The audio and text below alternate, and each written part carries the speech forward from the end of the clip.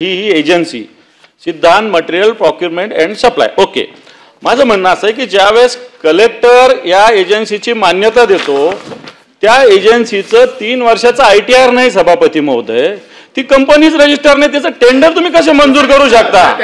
माझा मुद्दा तो आहे. माझा मुद्दा कितीला गेलं, काय गेलं, 10 कोटी द्या, 5 कोटी द्या, पण तुम्ही ती कंपनी तर लिगल असली पाहिजे, तिचं इन्कम टॅक्स असलं पाहिजे 3 वर्षाचं. आणि मग आता तुम्हाला एवढा पुळका एवढा लवकर दिलं पाहिजे, तर हे जे 2nd नंबर आणि 3rd नंबरचे टेंडर यांनी आता अर्ज दिलेला आहे की आम्ही घेतो म्हणून, मग त्यांना का देत नाही? कोर्टात का अर्ज केला मग पुन्हा कलेक्टरनी तुमच्या? मग तुम्ही चुकी म्हणजे आता मग माझा मुद्दा असा आहे की संस्थाच रजिस्टर नाही सभापती महोदय. माझ्याकडे या संस्थेनं भागीदारी ऑफिसमध्ये केलेल्या अर्जाची प्रत आहे. माझ्याकडं जी संस्था आहे ज्याचे मालक आहे त्या संस्थेचे त्यांचे वडील मंत्री आहे राज्याच्या मंत्रिमंडळात, सभागृहात त्यांचं माझ्याकडे इलेक्शनचा ॲफिडेव्हिट आहे. याच्यामध्ये 0 रुपये दाखवलेले मुख्यमंत्री महोदय, आणि तो 67 कोटीचा टेंडर कसा घेऊ शकतो हा माझा प्रश्न आहे. मग 4 महिन्यामध्ये 67 कोटी कुठून येणार आहे? माझा प्रश्न बेसिक आहे. टेंडर तुम्ही त्या धनदा कॉर्पोरेशनच्या लोकांचे पैसे द्या. ती कंपनी काय फक्त वेदांत हॉटेल पुरती नाहीये, ती कंपनी पुणे मुंबई वेगवेगळ्या ठिकाणी प्रॉपर्टी आहे. राष्ट्रीय स्वयंसेवक संघाचे संघचालक आबासाहेब देशपांडे यांनी निर्माण केलेली ही हॉटेल आहे. सगळ्यात महत्वाचं त्यांची पण त्याच्यामध्ये इन्व्हेस्टमेंट आहे. आणि असं असताना असं सगळं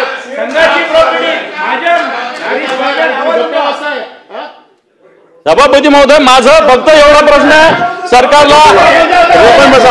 सभापती महोदय विरोधी पक्षाचा माझा प्रश्न असा आहे आता मंत्र्यांना की जी कंपनीच रजिस्टर नाही, जिचं इन्कम टॅक्स 3 वर्षाचं नाही, हिला टेंडर देता येतं का?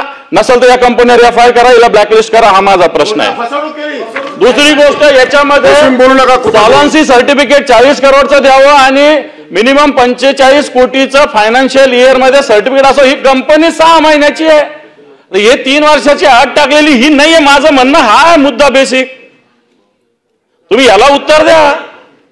तुम्ही जर अशा पद्धतीने देत असाल, उद्या कोणी घेतं म्हणाल तर तुम्ही कशी काय देणार आहे कंपनी? माननीय मंत्री महोदय, सभापती महोदय, मुख्यमंत्री बोलतायत, आपण जरा बसा. नाही आताच जो विषय आला की महसूल मंत्र्यांनी सांगितलं की राष्ट्रीय स्वयंसेवकाचे कोण असतील त्यांचं नाव घेऊ नका, ते रेकॉर्डवरती काढा. आम्ही त्यांचं बिलकुल नाव घेऊ इच्छित नाही.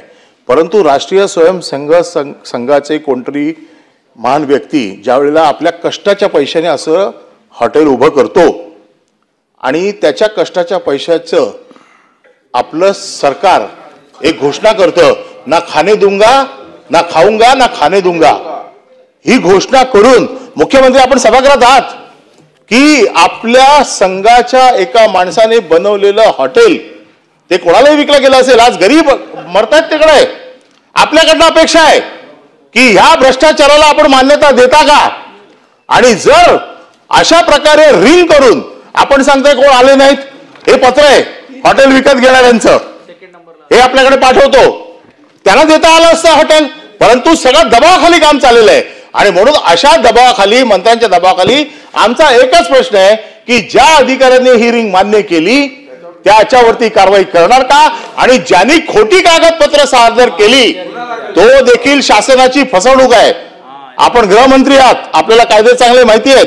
ज्यांनी शासनाची फसवणूक केलेली आहे की मी एलिजिबल नसताना मी रिंग मध्ये जातोय म्हणजे मी शासनाची फसवणूक करतोय, तर अशा फसवणूक करणाऱ्या कंपनीवरती आपण कारवाई करणार का? एवढे आमचे 2 प्रश्न आहेत.